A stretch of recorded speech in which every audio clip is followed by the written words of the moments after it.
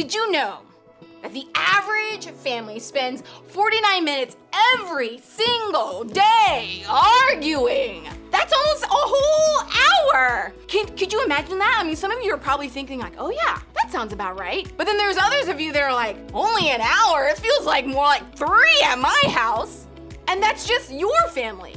If we were to add the time you might spend arguing with your friends, your teammates, your coaches, your teachers, your siblings, well, let's just say there might not be enough hours left in most of our days after that.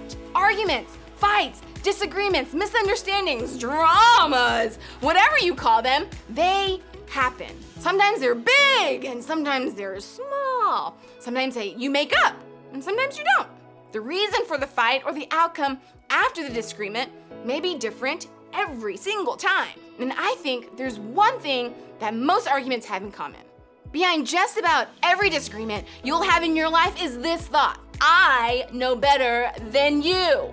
Ugh, that's tough to admit, isn't it? I don't think many of us would say, yeah, I definitely know better or am better than the last person I fought with. But deep down, we know we've thought it. At least I have. I know I look really young. I'm actually pretty old, 20 years older maybe than most of you guys. But I've been married for 10 years to my husband. I've got 2 kids, but when my husband and I first got married, we fought a lot about cleaning. The reason we fought all the time was because I thought that I knew how to clean better, and my husband thought that he had the right way or the best way of cleaning things and getting things done. But we figured it out, and it works great now. 10 years of marriage, still going strong. At the end of the day, we both thought we knew how to clean better than the other person. I know we've been talking about cleaning and whatever, but whether we realize it or not, I think most of the drama, disagreements, or arguments, and fallouts in our relationships with others are influenced by the fact that we think that we're better. We think we're right and they're wrong. We know and they don't. We're smart and they're not. I know how to clean and you don't.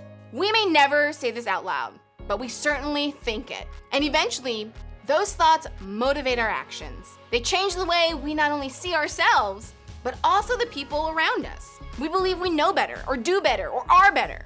And eventually, we start to act as though we deserve better. Maybe you think you're the best player on your team, so you deserve to be captain.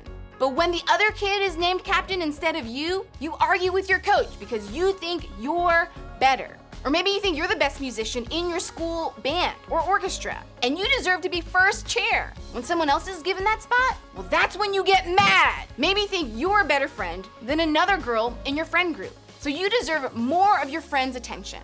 When they don't give you the attention you hoped for, well, then that's when the drama begins. None of this sounds super great, does it? And even if we're actually better at something or know better than someone else, thinking about it can affect how we perceive ourselves and others. I don't know about you, but it's hard for me to admit the way I think about myself compared to other people sometimes. It's hard for me to acknowledge that the reason some of my relationships have conflict is because of me.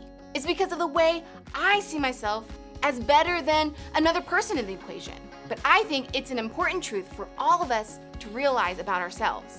Because anytime we feel like we're better than someone, it reveals an issue with our character. It shows us something about the way we see ourselves and others that isn't quite right. And I don't know about you, but that's something that I want to change. Today we're looking at one of my favorite stories that Jesus shared with his followers while he was on earth. These stories he told are called parables, and they've been worth repeating for thousands of years. Jesus used those stories like mirrors to hold up in front of his audience to show them something new about themselves and the way they were living. The parable we're going to look at today was written down by a follower of Jesus named Luke.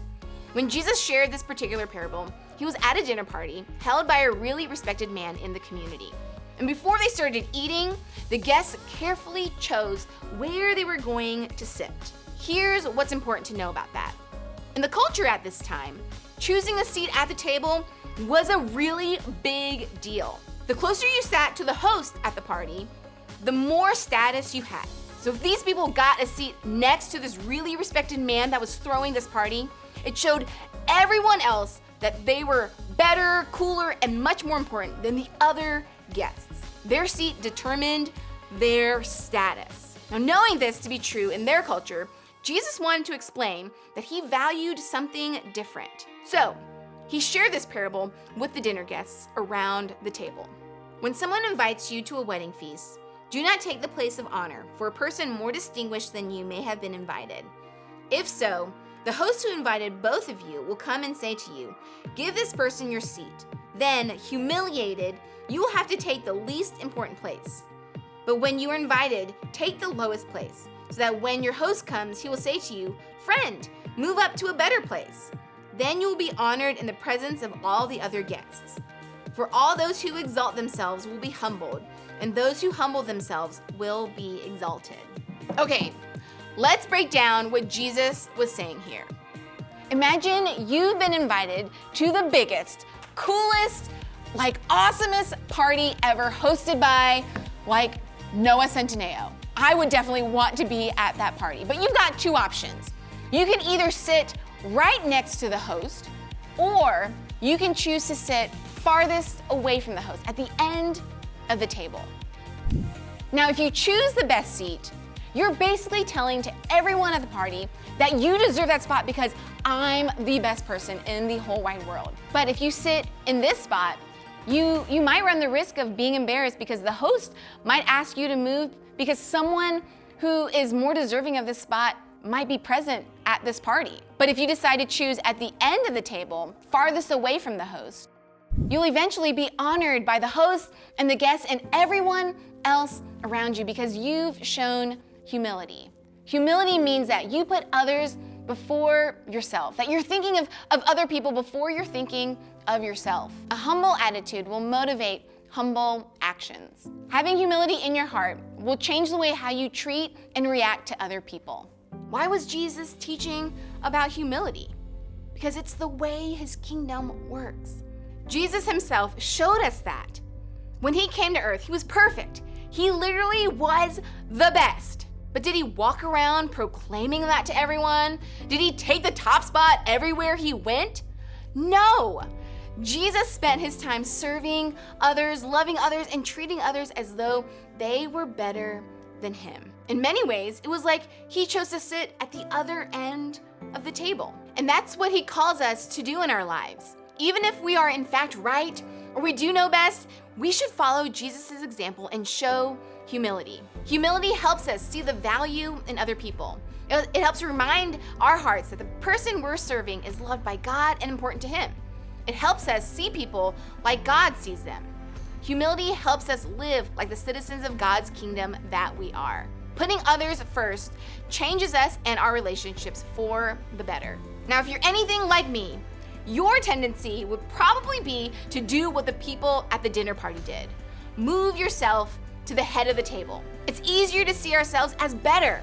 It's easier to think we're right or deserving or owed something from someone else. It's in our nature to tend to see ourselves as better than others from time to time. But like we said before, that usually only ends in conflict. So what if we chose humility instead?